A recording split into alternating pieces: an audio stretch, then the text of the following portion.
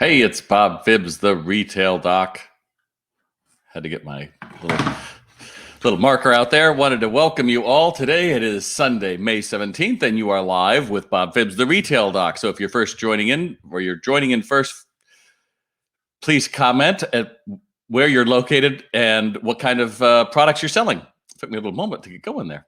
So thanks for joining in, and I really appreciate it. You know, I was just looking at the news yesterday, and JCPenney has finally declared they're going into Chapter 11, which means they're going to reorganize, and they're going to split into two companies. There's one that's going to be real estate and one that's going to be the stores. And one thing that got me was that the board of directors decided to give the CEO $4.5 million bonus on top of what they're already paying her, saying, oh, it's really hard to keep CEOs as you go through bankruptcy. And I just sat there thinking, manage the optics. I've said that on about 15 webinars this last week, and you have to manage what it looks like. I don't know how committed she is to bringing the brand back, because what do you say to your managers and everybody else? Yeah, I got 4.5 million in addition to what I've already done for going bankrupt, and I need you to do better than ever. It's going to be really hard. So my message to all of you is to make sure that you are managing what it looks like to your employees, to your store, to your customers, because ultimately there's an awful lot going on. And if you want to really understand how to make your crew come together, you have to realize it is a we moment, not an I moment. And so you have to find ways to build that. So I encourage you to do that as well. I'll take a quick note here. Joanne, always first in the morning. Joanne, thanks for joining me there. Siba, and I'm going to be answering your question. Good morning, Travis, Kathy, Candace again from Maine. Excellent. Donna, of course. Hey, Linda. All the usuals are here. Mohammed, good morning from New York City. Cami from Texas. Heidi, I was just about to talk about you. I think I'm going to sell that right. I'm going to say it right now. Shout out to all of you that are joining in, and please make sure that you do go through and let me know, because I go through all of your comments. I think last week we had 360, which was about 2 hours for me to go through comments, which is great, but I read every one. So I do like to know like where you are joining me from in the world, just because we have people from Asia and Australia and Europe and even here in New York State.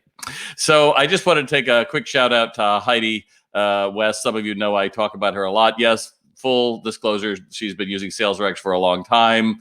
I've spoken to her crew. She has 3 stores in Saratoga. And at a time when it is really tough to be an independent, she held a virtual sidewalk sale to help start her clearance. Even though our governor has said it's going to be another month possibly to reopen. And I know that it's a tough time for a lot of small retailers. And I was just looking at your video this morning, Heidi, thanking everybody who came out and the overwhelming support, and how many people were grateful for your energy and all the outpouring of people excited to be able to get back and talk to you. So I share that with all of you, because a lot of you are still wondering, you know, are they going to come back for curbside? Are they going to come in? And we just have to hold that good thought that they are going to come back. And even though it's tough and there's a lot of things going on, I won't be minimizing any of that, but I'm also not going to be Voldemort and say retail as we know it has changed forever. I'm so sick of that word. It's like, you know, 100 years ago, we were in the middle of the Spanish flu, and people had said where 625,000 people died. And they're saying, this will forever change the way we shop and work. And a year later, we were in speakeasies and bars and restaurants and living it up. So I don't want to minimize it, but make no mistake, all of those ones saying forever we're changed, no one will be in cities, et cetera, et cetera. I think it's a long leap. Let's just take it a few weeks at a time, shall we? And I'm glad to be here trusting you. So I wanted you trusting me. So I did want to answer a question that I've gotten all week long, which is quite simply, can I make my employees wear masks? In other words, can I require that as part of their employment? And the word is absolutely yes, absolutely you can. The EEOC has released guidelines, and I'm reading this because I wanted to make sure I don't miss any of it, that you may require employees to wear PPE, such as face masks, gloves, gowns, etc., to reduce transmission. Employers who require the use of face masks should write it out in a clear policy. The policy would then protect the employer if they need to take action for an employee that refused to comply. Best rule of thumb is implement a policy that all employees wear face masks, and then have your company CEO, human sources, and legal team should decide the specifications. So that's what I want to make sure that I've answered. So yes, you can. And again, when someone says, no, I don't have to, well, put it in your new job description, write it out. And here's what I would make sure that you do. So you can take notes. There's about 7 points here. 1, explain the facts to encourage the new policy to help. They're doing this to help stop the spread, and more importantly, for what it looks like for your customers. 2, tell them how to wear a mask. Make sure that that's clearly written out. Specify when they should be wearing it. It's going to be beginning to end of shifts, or when they take it off, where can they store it? And who supplies the mask? Do they or do you? And if they do, make sure that you have the option to review. It has to be your approval. How are you going to dispose of them? Do you have biohazard bags available? You have to write that out and think about it. And what are the consequences they don't wear it? Are they just going to be written up? Or are you going to suspend them without pay until they're willing to do it? Or, separate way. Make sure you're spelling that out, and then make sure they sign that they understand their questions have been asked and answered, and they will comply. I would do this on all of your job descriptions immediately, because whether you are going through it right now or not, I just read this morning that Texas had their biggest increase of cases yesterday. The reality is that whether COVID-19 or something down the way, we're going to be dealing with this going forward. This is going to be standard operating procedures. So the sooner you get it in place, I think the better. And, again, this isn't a matter of personal anything. It comes down to making sure that you cover your bases. So I hope you will do that and take a look at it. And that makes a big difference. So there you go.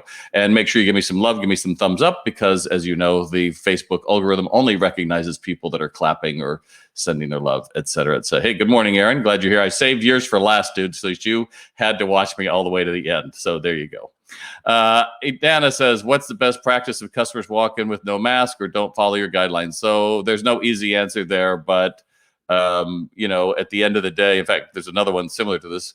At the end of the day, if you're going to say no mask, no shoes, no service, then put it out front and make sure that you have 100% compliance. And if someone doesn't, then are you going to walk up to and say, that's our policy? Well, I don't need to follow it. Well, you do if you're going to shop in my store. If you're going to be that aggressive, just understand that that's a management role. That's an owner role. That's not something you're going to expect your employees to.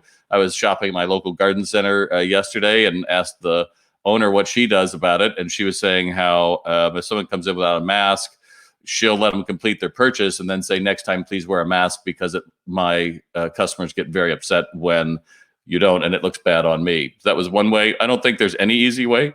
You're either going to be all in or all out. That's all I think.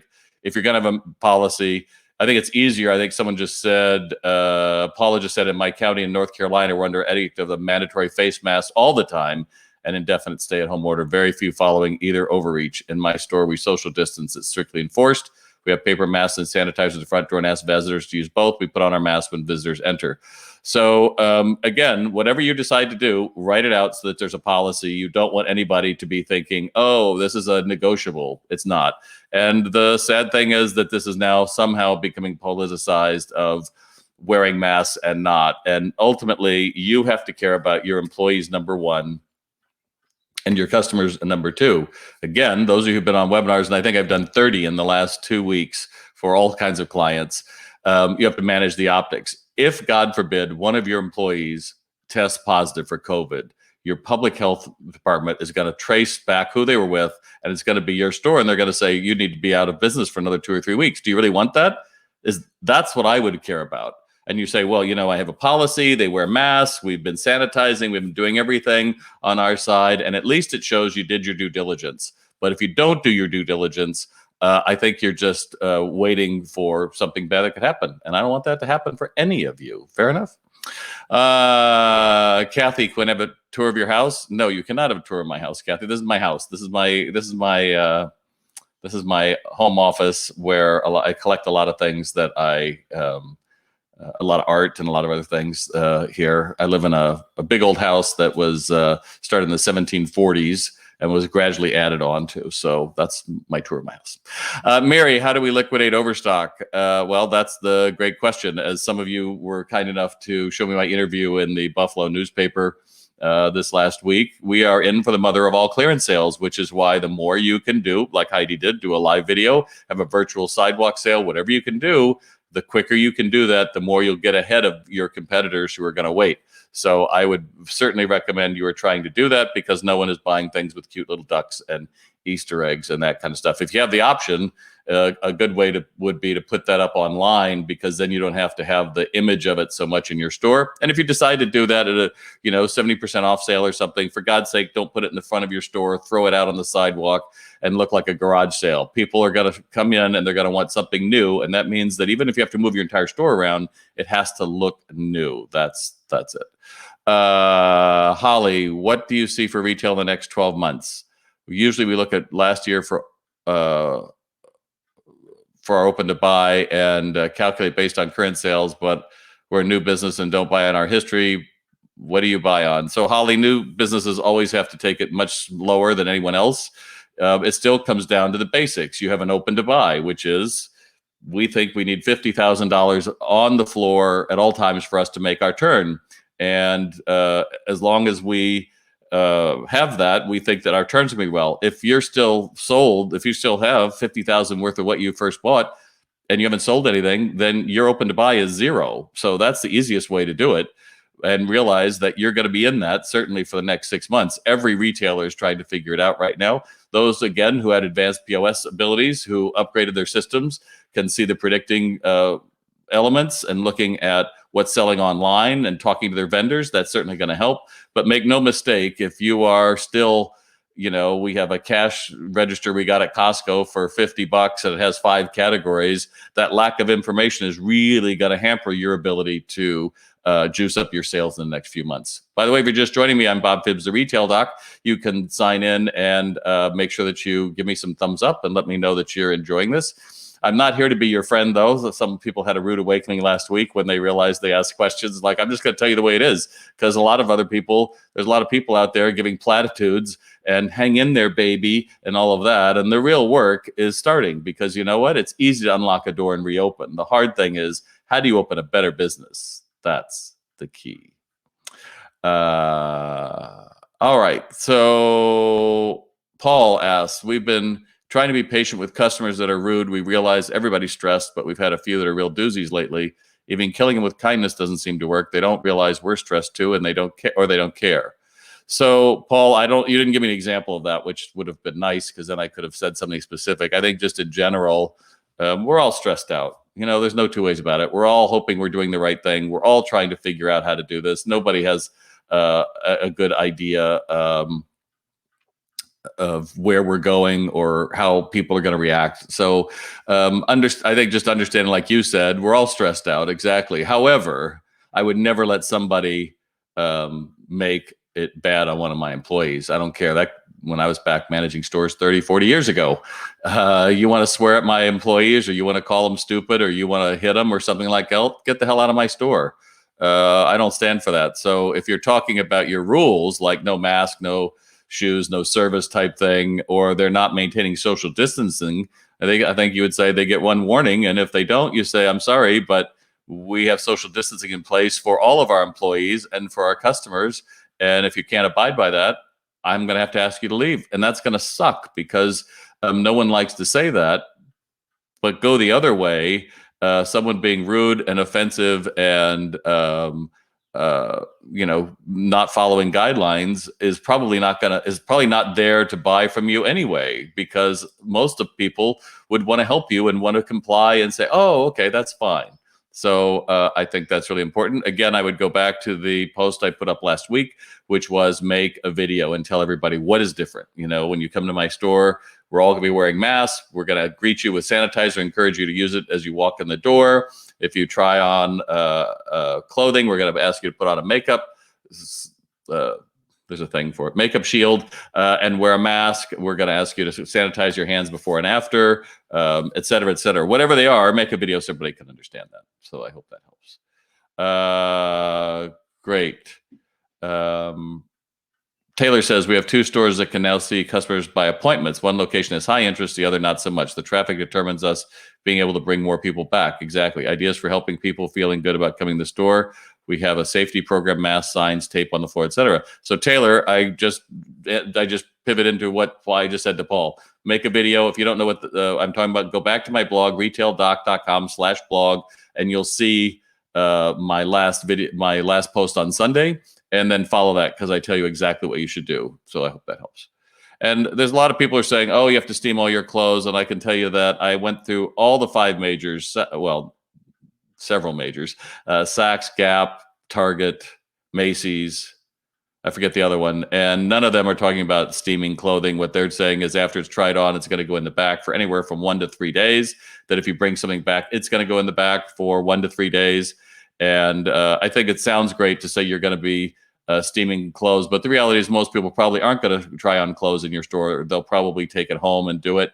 And frankly, if you commit to doing that, just realize how often you're going to be steaming clothes instead of waiting on customers. So if you have to, you could also just realize you are here to be selling the merchandise. That's really important. So I hope that helps.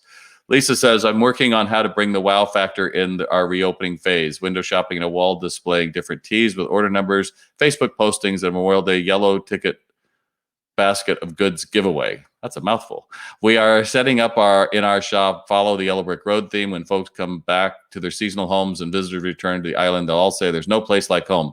We're going to help our shop be a safer place they could shop. I love the whole concept. Stay calm and follow the Yellow Brick Road. What do you think? Is it too corny? So Lisa, I say if it works and it gets you excited and you feel wonderful about it, then it will work. It's that simple. If you can get your employees to feel the same way, that's true too. You know, I had a brilliant idea when I was CMO of a coffee franchise. If you ever saw Showtime's Weeds, we were the coffee house on that show. It's a real place. It was called It's a Grind. And Mary Louise Parker was always drinking our drinks. And so we came up, I came up with this brilliant idea. We'd have a promotion on Saturday mornings because most of our customers would come in Monday through Friday. So we'd do something on a Saturday morning for, I think, 3 hours, and we'd blow up balloons, and then there'd be some kind of a prize or discount, and a little slip of paper. And all they had to do is when you made your order, you popped a balloon and then you got it, right? Which sounded great, except that these are small stores of only 400 square feet. So the noise, the implementation, because it brought everybody and their uncle out because we did too good a job of getting people out. It all made a lot of sense, but it was pretty corny. And you know what? It really juiced sales. We doubled all of our numbers that day, which was kind of the point of it. And people had fun with it, except those of us who had to blow up the balloons and then clean up all of the balloon detritus. So needless to say, you're probably not going to be doing that promotion right now, but there you go. Robert says, I think it's going back to our friend talking about how do I buy things. Robert says, I manage our open to buy by units. You sell a unit at a time. If you spend your open to buy dollars badly, you never turn and still require better selling units. That's very smart. Good thoughts. Mary Grace, how should we handle trying on apparel? I'm a small specialty tack shop, equestrian-based business located inside a multi-vendor marketplace. Again, I think, it still comes back to the same idea. You can't get rid of all the germs. So makeup shield, mask. If you want to say that they can put on gloves, I don't know if that goes too far, but absolutely shielding their face. And just understand that we're in a new area. So again, if there's any question what you should do in your area, go to the big boys when they reopen. Now Target, I think, has their fitting rooms closed, but Macy's is going to be open. Several others, see what their procedures are, and then model it from there. But have a procedure and write it down. I hope that helps. Jane says, how do you think we can transition our engagement techniques to non-contact forms like online and phone? We've done it face-to-face in the past. I don't know what that means, Jane. Like you're saying, how do you, like you're not open to being a brick and mortar store and you got to do it by phone or face? All the principles are still the same. You still have to build rapport. You still have to find a way to find something in common. You still have to be able to talk about something before it's like, what can I get you or something like that. You still have to add on and all of those things. And I cover all of that in SalesRx, which I've told you about for 3 years, and very few of you make the plunge, which I don't get because I guess you think that it's going to get easier. But the reality is you're going to have about 20 to 30% of your usual traffic for the next several months. So now is the time to train because quite simply, 20% of your competitors are probably going to go out. You're going to have anxious people. You're going to have employees selling from their own wallet who can only sell whatever 70 or 80% off and not something that costs more. And so without figuring that out, you're going to have a really tough time. And that's whether you have to sell by phone or FaceTime or personal appointment or whatever. The process is still the same. You either have a process or you don't. Asked and answered retail is dead, which is, do you have this pen in silver and black? I do. Great. It's right over here. Anything else? No. That's it. Great. I'll take it. I did my job. You didn't do anything, because I could have done all of that online. Retail exists to answer customers' question, which is what's new, and to find a discovery of new items. They do not do it to just come in the door and say, I'm looking for one thing. All right. I have two more things to go over here. Three more things today. Siobhan says, I see so much merchandise I can sell on sale. I'm beginning to see movement in my inventory. Do I continue to sell what I have, adding only what is crucial? Or do I use all available credit to buy discounted items? Will the sales just get better? Well, I don't know how comfortable you with going to Vegas and losing it all, because the reason why there's such incredible deals from your vendors is because merchandise isn't moving for them either. And ultimately, what you're still going to be buying is merchandise that is older, that's already old, and you're getting a deal on it because it's old. So if it was me, I wouldn't do that. But I think that's me. I think you can get really caught in getting stuff that's cheap. And the reason it's cheap is because it doesn't sell. So I hope that helps. Eric says, I've decided to put every t-shirt, sweatshirt, and plastic sealed bag samples to touch and view will be available. Do you like this idea? What are your thoughts on folks trying on clothes? And it seems to be our theme today is trying on clothes and touching clothes, and then shops restock those. Over the years, we've recorded thousands of tees from every reason. Maybe there's a new way of selling merchandise. No more folding. I think that's certainly fine. I think it makes sense. When I was talking about when you're having employee meetings, the days of you going and getting a dozen donuts and some orange juice and milk, those days are gone. Everything you're gonna buy should be in a pre-wrapped package or a can or a bottle or something like that, because you're trying to be proactive. So I think that certainly makes sense. I don't have a problem with it. I mean, I think that's fine. So there you go. Aaron says, any thoughts on timing for development? There's not really a general question, but should we be ready for activity in 6 months, or waiting a while to make major moves for a year and see how things progress? So Aaron, crystal balls aren't my specialty. I think ultimately you have to proceed with hope. I think that, at the end of the day, there could be 4 more viruses that come in. Planes could fly into the side of a building and we're all freaked out. Or we get a handle on it. We are dying to get back to normal, and a new hedonism erupts. And I think that's where we're going to be. I think people are going to want to go out and travel. I think certainly in your development, which I well know, people are going to want to go out. They're going to want to eat. They're going to want to explore. I think that certainly getting ready for the fall is a great idea, but there are no givens on any of this. I think you either believe in your project and you've done your due diligence, or you're a field of dreams person. I build it and they'll come. It's like, what's your plan for them to come? Well, if I build it, then we'll figure it out. It's like, that doesn't work. That's why a lot of restaurants go under. That's why a lot of retail stores go under. So just understand, what are the metrics going to be needed for you to be able to be successful, and how long can you hold out if you don't have it? And then realize that there's a lot to getting a new development out there and get people to understand it. And the number one is your locals are going to have to know about it, because they're going to have to tell their friends who are up on the weekends, more than trying to market to other places. One of my first accounts, Aaron, was down in Newport Beach, California. We were a tiny little hotel of 24 rooms. I can't get people come from Phoenix to Newport Beach, but I can. If you're coming to Newport Beach, I can be your number one if you want a smaller experience. So think about that, and you can always hire me to consult with you. So there you go, Aaron. I was just dying to do that. I'm going to take a quick look and see if any of you have questions here that I can answer. I hope you get something out of it. If you do, type in the comment bar and let me know, what do you get out of this? What did you get out of today? What's one thing you're going to take forward with it? That's it. Cabby says they've opened in Texas and it's super. So that's great to hear. Kathy, thanks for being a reasonable voice. That's nice. Taylor, we set up payments for our event via our website on orders before this happened, and it's been crucial in sustaining operations. Absolutely. That's so true, Taylor, that the whole idea of finding new ways people can pay, whether it's contactless, I use my phone, I use my my contactless credit card or MasterCard. A year ago, MasterCard introduced their Sonic identity. So when you put your credit card on the reader, it would make a little noise. We're going to see more and more of that. Cash is going to be dying. There's no two ways about it. People are realizing that cash has more germs on it than a toilet bowl. So we're going to see less and less of that, and more people are going to be using contactless. But again, if you haven't started thinking about how to offer all of these things, pay by PayPal and all that, you're going to be left out, because customers are going to be looking for all of those things, because you have to build trust. That's what's broken for all of us. Jackie, any recommendations how to handle our vendors who are selling retail online too and are now discounting their merch but not reducing pricing on open orders still coming in for summer? Jackie, I would probably say, then why don't you cancel your incoming orders for summer? I think at some point you have the power to say, I'm not going to do that or not, but it's a partnership. And if they want to do it, then great. If they don't want to do it, then that's their decision. But I don't think you can do it both. You have to decide, I'm either in or I'm out. Fair enough. And so many of you are still giving me some love. We're trying to get, we got 290 viewers right now, trying to get to at least 200 loves before I end. So there's only 18 more to go. So give me some thumbs up or some love there so I know it. Holly, I'm doing virtual and private appointments. Awesome. Thanks for your continued support and vision.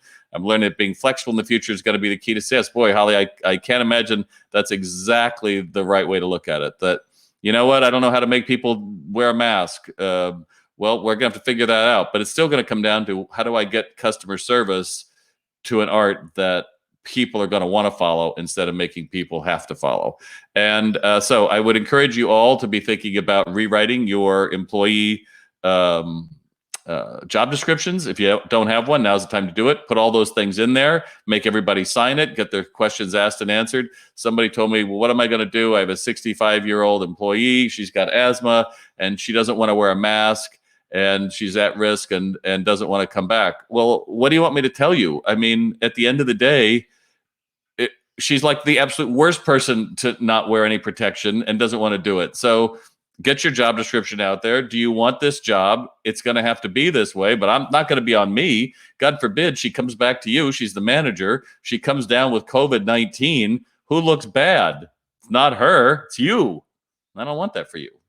If you didn't know, I'm passionate about your success. I'm passionate about your industry. I'm passionate about our industry. I don't care whether they're big or small. I don't care whether you're the biggest brand or the smallest mom and pop. We're all just trying to figure it out, because we can make the world a better place by the people working and shopping in retail. That is, if we're willing to do our job, if we're willing to go out and create an exceptional experience and not just do asked and answered retailing. You know, unlocking the doors is easy. Reopening to a better business, that's the challenge you'd have to face in the next coming weeks. So just remember that. And in Hope, I'm Fearless. Thanks so much for joining me today. I really appreciate it. If you like what I have to say, please share it with your buddies, with your friends.